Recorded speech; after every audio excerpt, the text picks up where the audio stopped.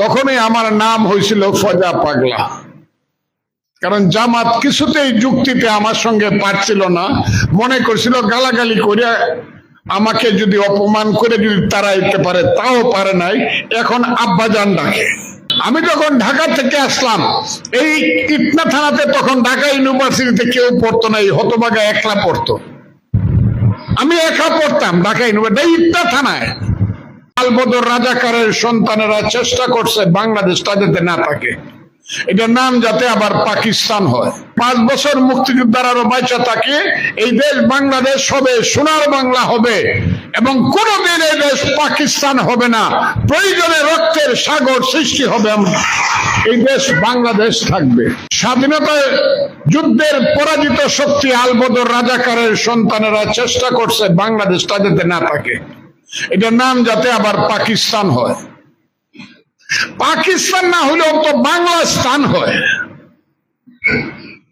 এবং বলছে যারা অস্ত্র হাতে যুদ্ধ করছিল তারা আল্লাহর কাছে মাপ চাও, সেই সব মুক্তিযোদ্ধারা আল্লাহ ইচ্ছা করলে তোমাদেরকে মাফ করে দিতে পারে।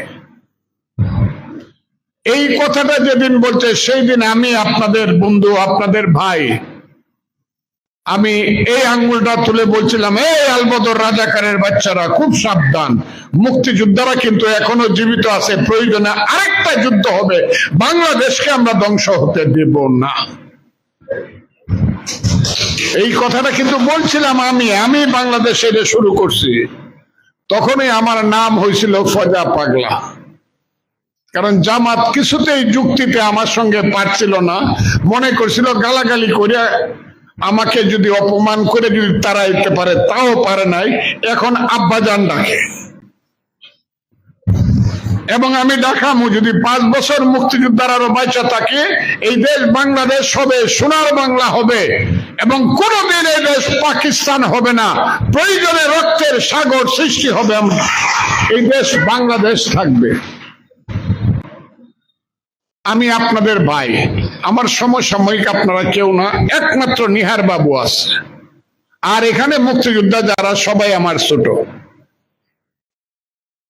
নিহার বাবু তখন রাজনীতি করতেন, আমার জয়শ্রী দিনয়ন স্টাইল হোক রুচিশীল, পরিচয় হোক রাজকীয়, e commerce platform palace of classy, যেখানে ফ্যাশন মেলে আত্মবিশ্বাসে। শীতের হুডি হোক বা গরমের আরাম, আমরা আছি আপনার পাশে। 100% অরিজিনাল প্রোডাক্ট, দেশের যে কোনো প্রান্তে, ফ্রি হোম ডেলিভারি। অর্ডার করতে ইনবক্স করুন এখনই। Palace of classy, B classy, be confident. Awami লীগের সাধারণ সম্পাদক ছিলেন, উনি বলতে পারবে।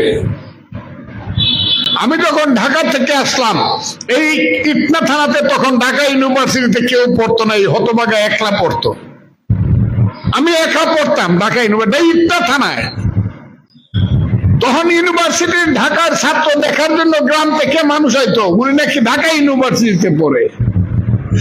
এবং আমি রাজনীতি করতাম। এর আগে আমি কিশোরগঞ্জ জেলা ছাত্রলীগের সেক্রেটারি ছিলাম, 11 দফা আন্দোলনের কনভেনার ছিলাম।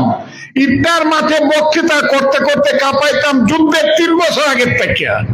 67, 68, 69 এগুলো আপনারা শোনেন নাই, মাঠে মাঠে বক্তৃতা করছি।